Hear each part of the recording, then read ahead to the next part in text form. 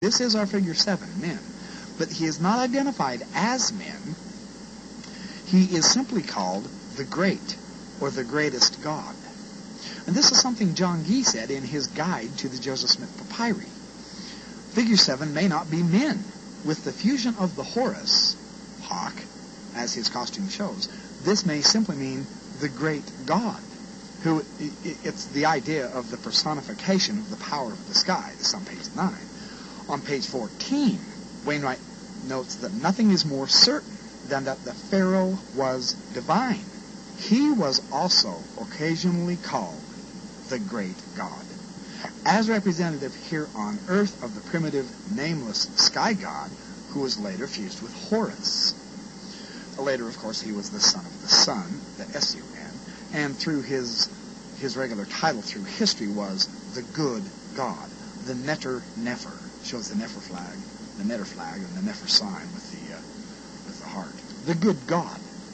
Now, this principle of the fusing of Horus with the idea of the great God and Pharaoh being divine, that has important implications for our facsimile number 3, when I call it the deification scene, because Joseph Smith said it's Abraham on Pharaoh's throne, and this is how they did it. I mean, the ancient Egyptians put people on Pharaoh's throne, and the idea was the throne of Geb, the Repot Afdes throne of Geb.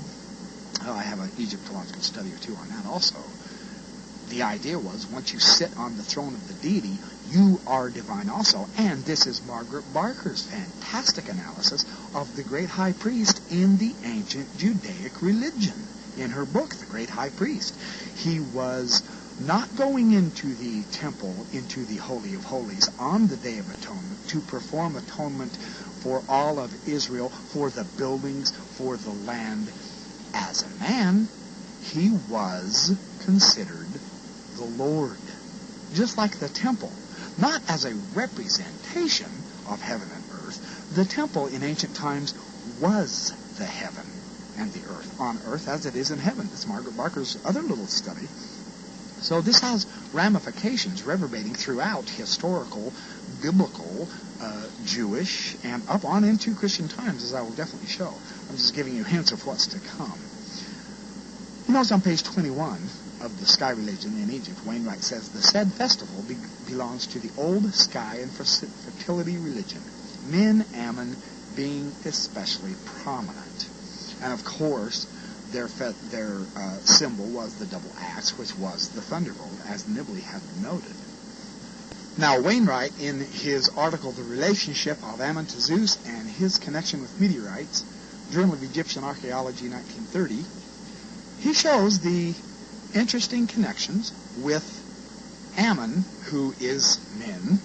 Ammon, men, is the combined aspect. They're both intimately related to the Greek god Zeus, whose throne, of course, was Mount Olympus in the heights, and hence anything Zeus ever wanted to say had to be revealed through the heavens, just exactly like the storm gods revealed their power through the heavens with the thunderbolt and the meteorites.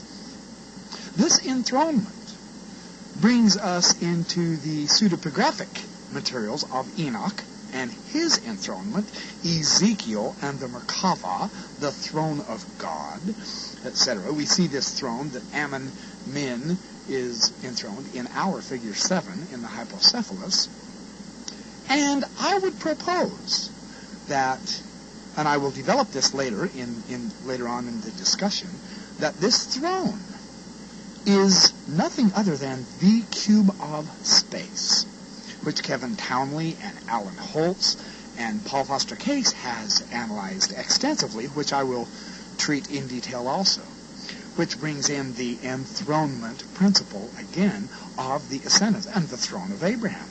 Doctrine and Covenants, section 132, says Abraham has received his exaltation, his deity. Abraham, Isaac, Jacob, and many others. Our facsimile number 3, as I contend. Yes, and this enthronement is a very important principle in the Egyptian religion, because the throne, interestingly, the throne was the woman, Isis. Her name, the very hieroglyphic of her name is a throne. She is the power of the throne.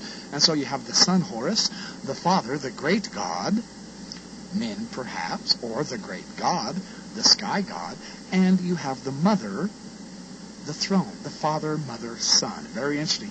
This is also developed in early Christian Gnosticism, which I will get to. So I'm giving you a little hints of where I'm leading into.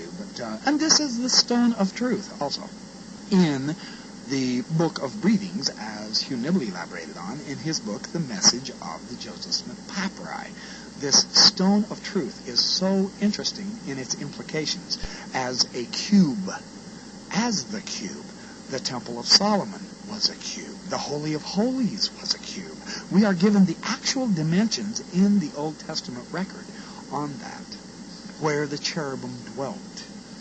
The cherubim being the male-female embracing deities in a sexual embrace, according to Raphael Patai and Eugene Sage, another LDS researcher, which I will get into extensively. So we have vast ramifications and implications for these symbols, for this figure, that generate activity in many other relating neighboring cultures, which is fascinating. In the Journal of Egyptian Archaeology for 1975, Elise Baumgartel has a paper, some remarks on the origins of the titles of the archaic Egyptian kings. But I will explore this theme in extensive detail, as it directly has to do with the entire panel going across our hypocephalus that involves our figure 7, and it involves figures 5, 6, and 7, and figures 8 technically, but 5, 6, and 7, that whole bottom row of panel. Baumgartel notes that the red crown was always considered to be the most ancient and most exalted, the one that was venerated as a goddess. This on page 28. On page 29, he notes that the red crown and the white crown, of course, is shown on the famous Narmer palette of King Narmer, and the white crown is inferior to the red crown. The white crown, she is called Wereret, the one that became great, in contrast to the red crown, which is Wert, the great one. If we now turn to the titles of the archaic Egyptian kings, Neswet Bit, which means the two ladies, we must remember that we can hardly expect to find them before the introduction of writing. Again, by its position in the titulature, Neswet must be the older title, and I would like to associate it with the red crown and Nakadah I. For this, so far there is no proof.